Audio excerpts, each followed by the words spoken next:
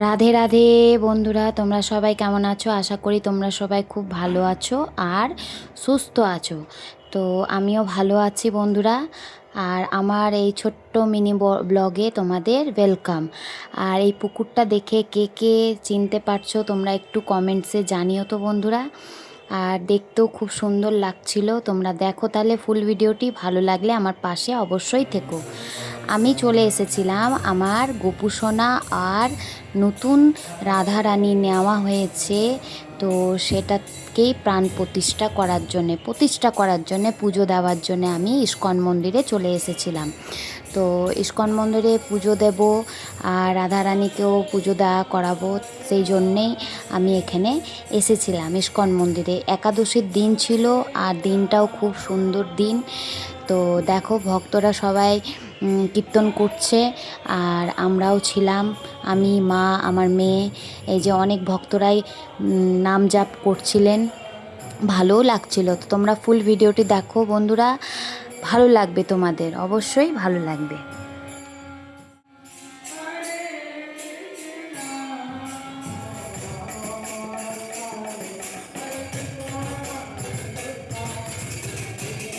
আর তোমরা দেখো ইস্কন মন্দিরে রাধা কৃষ্ণ ঠাকুরকে কত সুন্দর লাগছে, আর প্রাণটা মনে হচ্ছে জড়িয়ে যাচ্ছে, এত সুন্দর লাগছে যে কি বলবো তোমাদের।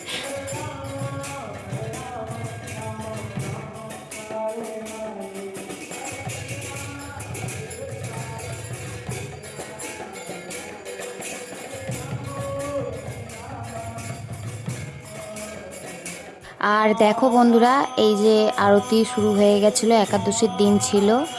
আর কৃষ্ণ ঠাকুর, রাধারানীর আর নিতাই গৌর সব ঠাকুরই ছিল।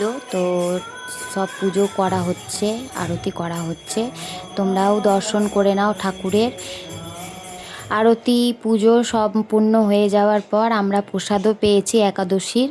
তো এই যে মা প্রসাদ খেয়ে নিচ্ছে, আর তারপরে আমিও নিয়েছিলাম একাদশীর প্রসাদ। তোমরাও ভোগ দর্শন করো, তোমাদেরও দুর্ভোগ কাটে যেন। আর দেখো প্রসাদটা খুব সুন্দর হয়েছিল। আমি, আমার মেয়ে, মা সবাই প্রসাদ গ্রহণ করেছি বন্ধুরা। বন্ধুরা, এই ভিডিওটি হলো একাদশীর একদিন পরে আবারও আমি গেছিলাম মঙ্গল আরতি দেখার জন্যে সকালবেলাতে।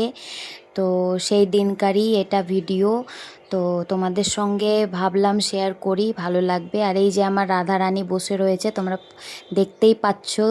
রাধারানীর সামনেই নিচে বসিয়ে রেখেছিল আমার রাধারানীকে, আর পুজোও দেওয়া করেইছিলাম আবারও। তো তোমরা দেখো ঠাকুরের পুজো হচ্ছে, আর এখানে প্রভুজির আরতি করছেন।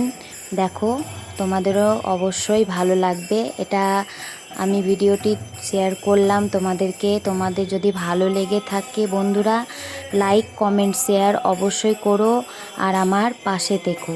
রাধে রাধে।